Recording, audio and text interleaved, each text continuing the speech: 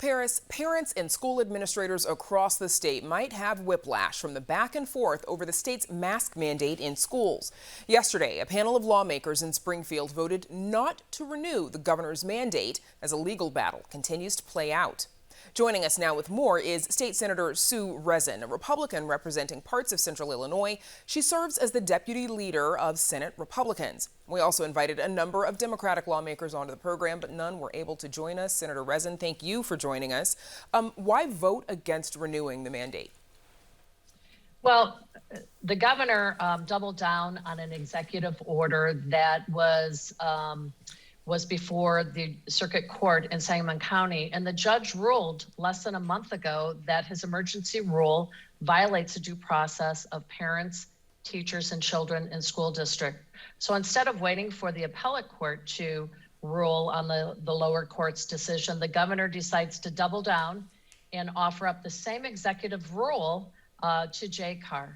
Now, JCAR is a committee, we're an oversight committee, and our job is to make sure that the executive branch and that departments of government do not overextend their statutory authority.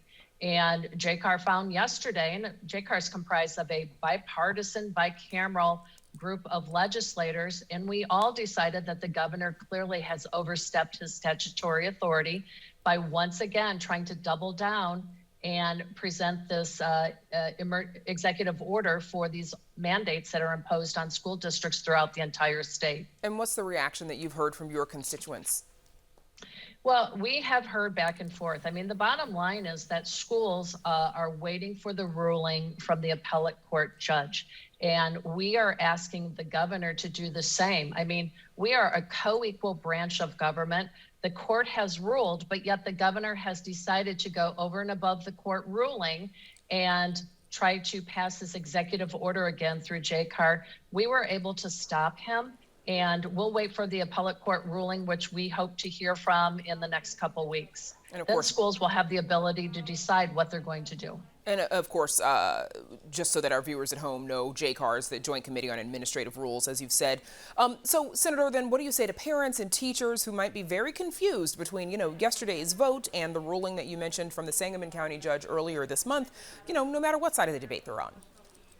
Well, it's simple here. Until we receive the ruling at the appellate court judge, we believe in local control. School districts should have the ability to decide and make policy that's best for their students, their teachers, and their children.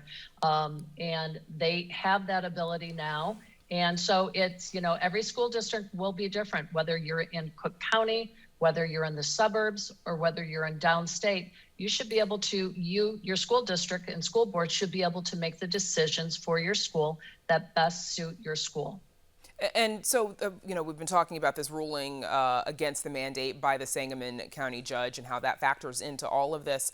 Of course, meanwhile, some districts are still able to enforce a mandate. How does that work?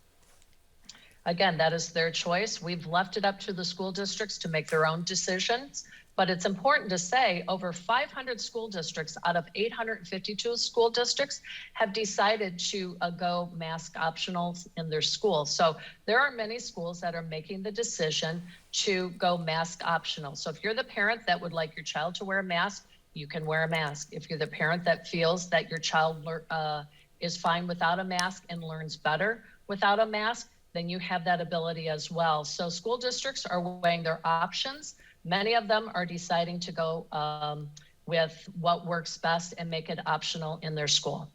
We know that masks have gotten controversial as of late and for a good bit of this pandemic, actually. Are you not concerned that within a school setting where you've got young people that without some consistency that there could be some problems within a school building? Well, I would argue that school districts and school boards have the best interests of their children at heart.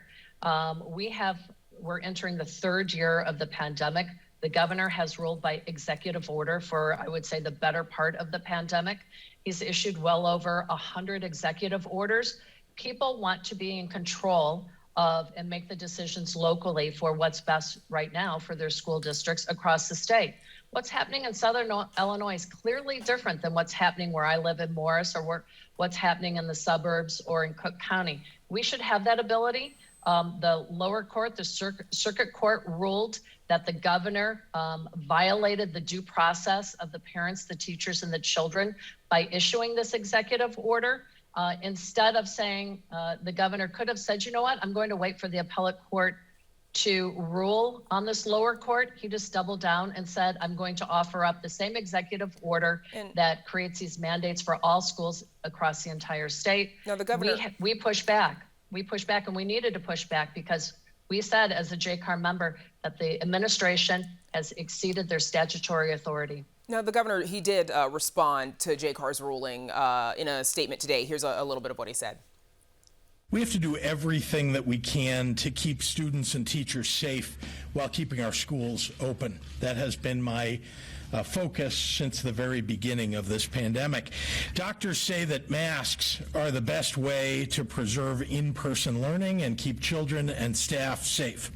And as I've said, the ruling by the Sangamon County judge created an enormous amount of confusion, which is why we've asked the appellate court to move quickly to respond. So before we let you go, Senator Rezn, we've got a few seconds left. Do you think, do you see yesterday's vote, is it more about the legislative and judicial process and letting that play out, the governor's power, or was it a health decision for you all? Listen, yesterday, the members of JCAR made it very clear that we will not accept the governor's attempts to go above a court ruling made by a co-equal branch of government. Okay. Well, we thank you for joining us this evening. State Senator Sue Rezn.